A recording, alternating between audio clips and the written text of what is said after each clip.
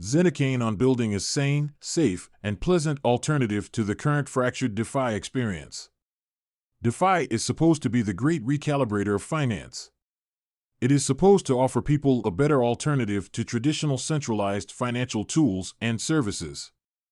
Recently, we've all seen how centralized services can result in catastrophic losses for users due to lack of transparency. However, as it stands now, using DeFi protocols can be extremely time-consuming, confusing, and ineffective. Many of the problems in the space can be traced to the way it has developed. There are now a multitude of networks that each have their own ecosystems and platforms with which they integrate it. While this has led to innovation with individual networks vying for space in a crowded market, it has also stilted growth and made things hard for the end user. ZetaChain, a decentralized blockchain network, has taken a different approach, building the first omnichain smart contracts platform. The possibilities presented by such a network, DEXs that can natively swap from any chain to any other, DAOs that aren't bound to one network, could very well result in a more unified and effective era in DeFi. Over the past few months, the community has seen massive growth, and the future they are building seems to resonate with many. We were able to speak with the ZetaChain team about their project and the impact they anticipate it will have on the industry. When did the ZetaChain project first take shape? The team got together over the course of 2021. Crypto was and is still in a state where users either take on additional risk to use crypto, like operating through a centralized exchange or questionable bridges, or jumping over many hurdles to achieve even simple tasks. ZetaChain took shape as an aligned effort to try to solve these issues and give a new sane, safe, and pleasant default for more users to use and benefit from crypto. What problem did you see in DeFi that needed to be fixed? When users onboard into the crypto ecosystem through a given dApp, this fragmentation makes immense barriers for the user to fluidly adopt or try a dApp on another chain.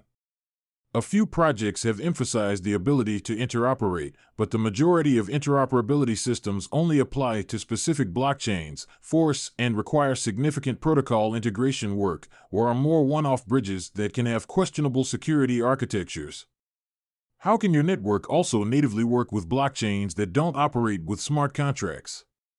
Our TSS, Threshold Signature Scheme, implementation allows ZetaChain to custody assets on external blockchains that might not have adequate smart contract capability, such as Bitcoin and Dogecoin.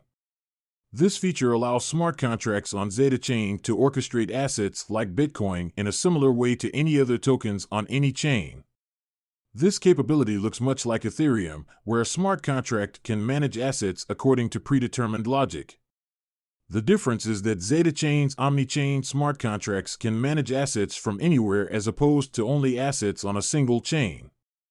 So you can effectively have Bitcoin smart contracts or smart contracts that manage many different assets on different networks at once. What advantages will omnichain technology bring to end users? Users will have fewer hoops to jump through to use crypto, wherever and whenever. With omnichain, we'll be able to build applications that abstract networks for many use cases, such as using any wallet and interacting with any application anywhere.